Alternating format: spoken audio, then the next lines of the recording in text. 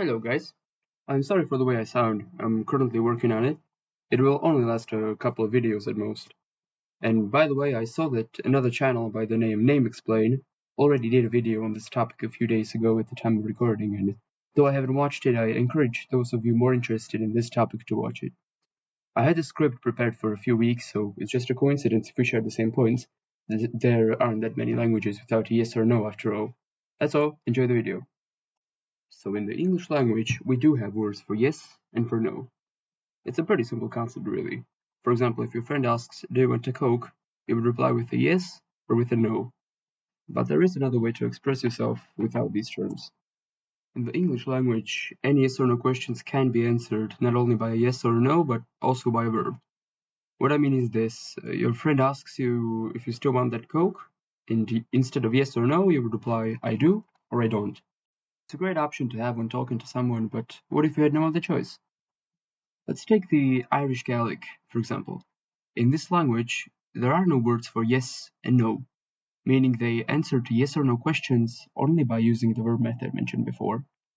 For example, if someone would ask you in Ireland, "An bhuail rán agat," do you have bread? And you had some bread, you would say agam, for I do. It isn't the only language that does this.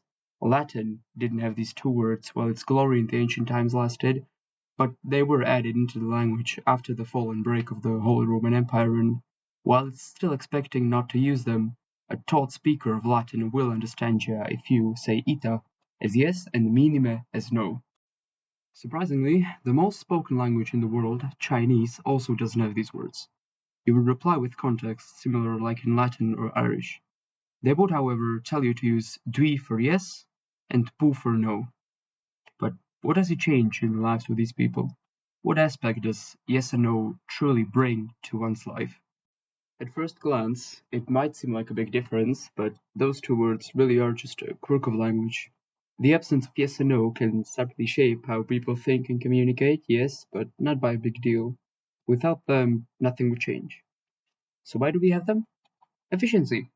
It's much easier to tell your friend yes instead of that "I do" for that Coke you wanted. It also makes you more clear and therefore reduces any risk of a misunderstanding. So do we need yes and no? Well, yes and no. Would a language be completely fine without them? Yeah, I guess it would. Would it be nice to have one word for every positive reply and one for every negative reply? Yeah, I guess it would. On one hand, having them makes conversations quicker and simpler, but on the other, languages without them function just fine. Ultimately, it's up to you to say if it bothers you to answer with longer sentences or not. Also, just to fit it in here, I am no artist and just doodle in Microsoft Paint. I just wanted to have something for you to look at while watching the video and thought downloading images was too lazy. And with that, I'll leave you with a question.